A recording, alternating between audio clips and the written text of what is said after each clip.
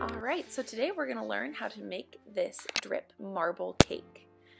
So to start off, we're doing a chocolate 3-layer cake with a vanilla buttercream filling.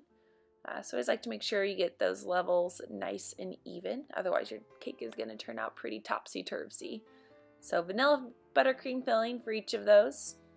Then I start with doing a simple white crumb coat on there. This just makes sure that all of your frosting goes on nice and even, and then again, like it says, protects your cake from any of the crumbs that could get in the way. So making sure I get the sides and the tops. Then I will go through and make sure that we get it nice and smooth across. So going through a couple of times with my scraper, do the bottoms, and then I move on to the top.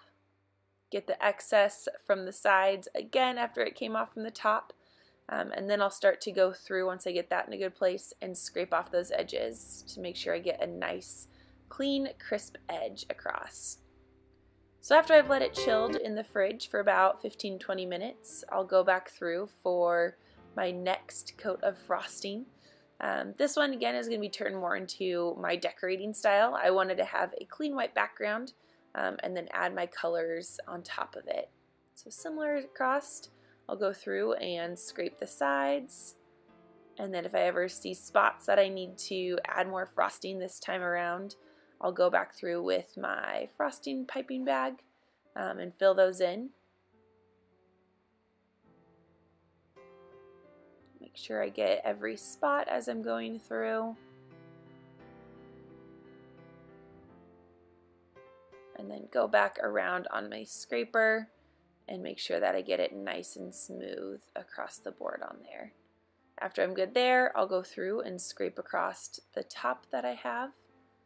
It goes through a couple of times. And then now I'm adding some color swatches. So I know I wanted to do pink and purples, and I had a pretty good idea of how I wanted this cake to look, but wasn't entirely sure on the plan as I was going. So started adding swatches here and there, and I hadn't decided if I wanted to keep it that way or end up smoothing it, and as you can see I ended up going across to smooth it through.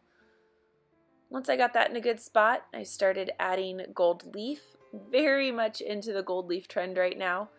You can see it's pretty finicky, so it's kind of a monopoly on what pieces I'm going to be able to get where, but then went through and did kind of like a wave design going through. That one I got a pretty good chunk out of. So going across the cake and doing that waving pattern. I use this brush to push in the gold leaf, otherwise it can be pretty flaky, and I wanted it to lie really smooth across. So every so often I'd go across with the brush, make sure I get it nice and flat, and then make sure that it sticks and is cohesive to the cake. Using it with the brush, make sure that I'm not affecting the buttercream too much. So here I'm doing a white drip. This is just candy melt mixed with heavy cream heated in the microwave. You want to make sure that you test it on a bowl or somewhere first to make sure it's the right consistency.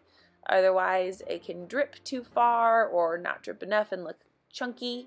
But going through, adding my drips as I go. And then I'll go across and fill in the top half of it.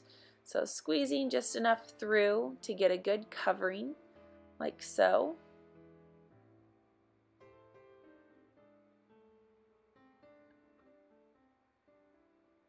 And then I'll go across with my spatula and make sure it covers to all of the edges and smoothing it across. So you want to make sure that your ganache is still runny enough that you're able to get it smoothed. Otherwise, once it starts to harden and kind of solid out, then it can get a little clunky looking. So making sure you get a really nice consistency as you're going across. And then I wanted to give it a little bit of a spiral look to it. It was still pretty soft when I did it, so it's not as defined as I've had it in the past. And then, of course, big on the gold leaf, so going through and adding that edging for just another added fun twist to it.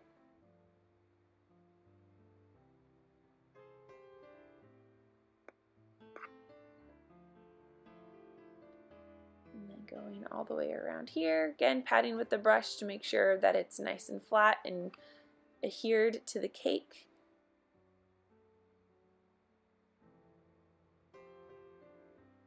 And there you kind of have it. So this is how I did the marble look. If you have comments, throw them below. Otherwise, be sure to subscribe.